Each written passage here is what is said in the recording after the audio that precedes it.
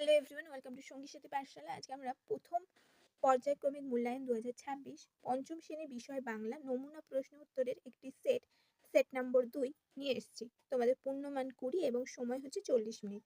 প্রথমেই রয়েছে পূর্ণ বাক্যে উত্তর লেখো 4 নম্বরের 4টি।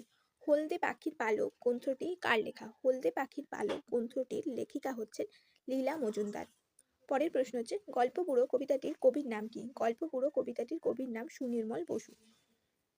তারপরে 3 নম্বর প্রশ্ন, ডুংলু নদী কোথায় গিয়ে মিশেছে? ডুংলু নদী সুবর্ণরেখা নদীতে গিয়ে মিশেছে।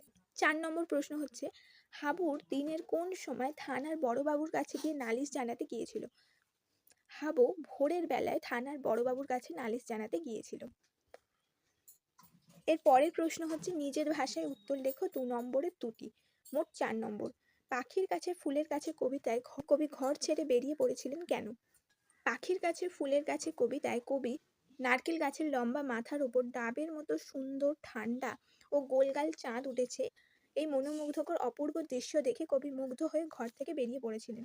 পরের প্রশ্ন হচ্ছে দলছুট বুনো হাঁসরা কেমন করে শীত কাটালো? বুনো হাঁস গল্প থেকে এই প্রশ্নটি নেওয়া হয়েছে।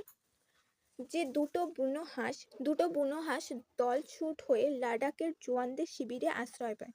সারা শীতকাল তারা জোয়ানদের তাঁবুতে থাকে।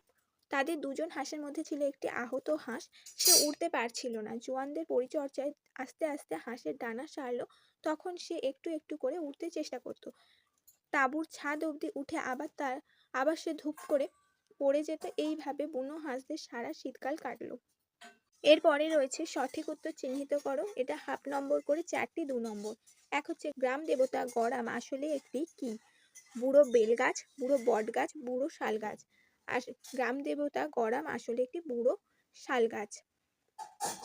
ছাগলেতে নোটে গাছ, পালং গাছ, কাঁঠাল গাছ খেলো যে মুড়িয়ে। ছাগলে কোন গাছ খেয়েছিল মুড়িয়ে? নোটে গাছ।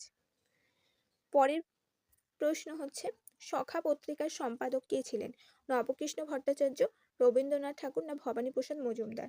সখা পত্রিকার সম্পাদক ছিলেন নবকৃষ্ণ ভট্টাচার্য। পরের প্রশ্ন ডেভিড লিভিংস্টন কে ছিলেন? ইংল্যান্ডের না স্কটল্যান্ডের না নেদারল্যান্ডের বাসিন্দা? ডেভিড লিভিংস্টন ছিলেন স্কটল্যান্ডের বাসিন্দা। এরপরে শূন্যস্থান পূরণ করো। এটাও হাফ নম্বর করে 4টি রয়েছে 2 নম্বর। এক হচ্ছে ড্যাশ নন্দিনী এই থলেতে বন্দিনী, তাহলে কেশবতী নন্দিনী এই থলেতে বন্দিনী। এটা গল্প বুড়ো থেকে নেওয়া হয়েছে।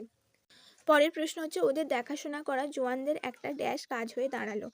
কেমন কাজ? আনন্দেরই কাজ হয়ে দাঁড়ালো। কাদের দেখাশোনা করা? বুনো হাঁস। বুনো হাঁস গল্পের লেখিকার নাম কি? লীলা মজুমদার।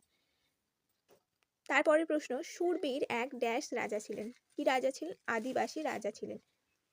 এতুয়া মুন্ডার কাহিনী থেকে নেওয়া হয়েছে। পরের প্রশ্ন হচ্ছে ড্যাশকে দেখছি যেন দাঁড়িয়ে আছেন কেউ, তাহলে কাকে দেখেছেন? মিনারটাকে দেখছি যেন দাঁড়িয়ে আছেন কেউ। এটা কোথা থেকে নেওয়া আছে? পাখির কাছে ফুলের কাছে কবিতা থেকে নেওয়া হয়েছে। এরপরে নির্দেশ অনুসারে উত্তর দাও। 8 নম্বরে 8টি শব্দার্থ লেখো। এটাতেও হাফ নম্বর করে এক একটি। বারণ, নিষেধ, কলরব মানে কোলাহল। এরপরে হচ্ছে ক্রিয়ার নিচে দাগ দাও।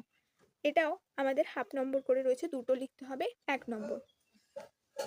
এটাও আমাদের হাফ নম্বর করে রয়েছে, দুটো লিখতে হবে 1 নম্বর। এখন কেউ চাঁদ দিয়ে বছর হিসাব করে? এখানে ক্রিয়া হচ্ছে হিসাব। পরেরটা হচ্ছে 7টা বিড়াল পোষেন ছোট বড়, তাহলে এখানে ক্রিয়া কি? পোষেন। পোষা হচ্ছে একটা ক্রিয়া। এরপরে বাক্য রচনা করো। একটাই আছে জঙ্গল, তো জঙ্গল দিয়ে বাক্য রচনা রয়েছে জঙ্গল কেটে ফেলায় দিন দিন পরিবেশ দূষণ বাড়ছে। এরপরে হচ্ছে বিপরীত শব্দ। এটাও হাফ নম্বর। পদ্য শব্দের বিপরীত হবে গদ্য।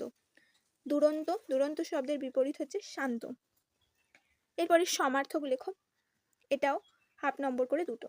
উলুগুলান শব্দের সমার্থক হচ্ছে বিদ্রোহ বা অভ্যুত্থান। এবং জোনাকি শব্দের সমার্থক লেখো খদ্দর এবং প্রভাকীট। এরপরে হচ্ছে এলোমেলো বর্ণ সাজিয়ে শব্দ তৈরি করো। এটাও হাফ নম্বর করে 2টি। তো এখানে যে এলোমেলো শব্দগুলি রয়েছে, এখানে যে এলোমেলো বর্ণগুলি রয়েছে তাদেরকে সাজালে আমরা পাবো আদি পুরুষ।